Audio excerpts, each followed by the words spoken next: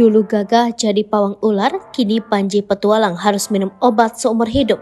Berat badan disorot. Lama tak terdengar namanya, pawang ular Panji petualang dikabarkan tengah mengidap diabetes.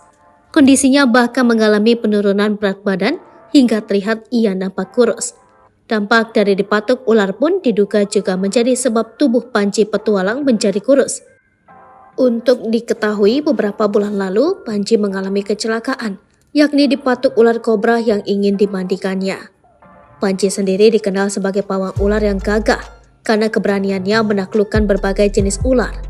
Anggota DPR Deddy Mulyadi menyempatkan diri bersilaturahmi ke tempat Panji petualang. Kunjungan tersebut direkam dan diunggah di kanal YouTube Deddy Mulyadi. Saat mengunjungi Panji di rumahnya di Purwakarta, Kang Deddy demikian dia akrab disapa terkejut melihat anjloknya berat badan sang tuan rumah. Kang Deddy pun bertanya kenapa Panji kini terlihat kurus. Sakit apa yang dideritanya? Sakit gula? Kondisi ini sudah terjadi dalam 5 bulan terakhir. Selain itu juga pikiran si, ujar Panji. Kang Deddy menimpali, padahal beberapa bulan yang lalu saat mereka bertemu, Panji masih terlihat bugar. Saat ditanya Kang Deddy sejak kapan menderita sakit gula, Panji juga bingung menjawabnya. Dalam pembicaraan selanjutnya, Panji petualang mengungkap bahwa dirinya sempat digigit salah satu king cobra peliharaannya.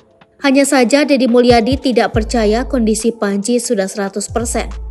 Bahkan ia menduga jika dampak gigitan kobra tersebut punya andil atas kondisi Panji petualang yang semakin menurun. Betul gigitan ularnya sembuh lagi, tetapi daya tahan tubuhnya yang menurun sehingga kekebalan terhadap penyakitnya menjadi menurun, sambungnya. King Cobra yang menggigit Panji petualang adalah ular yang dia dapatkan di wilayah Trenggalek, Jawa Timur. Dikutip dari Tribun Tangerang, peristiwa itu terjadi ketika Panji petualang hendak memandikan hewan berbisa tersebut.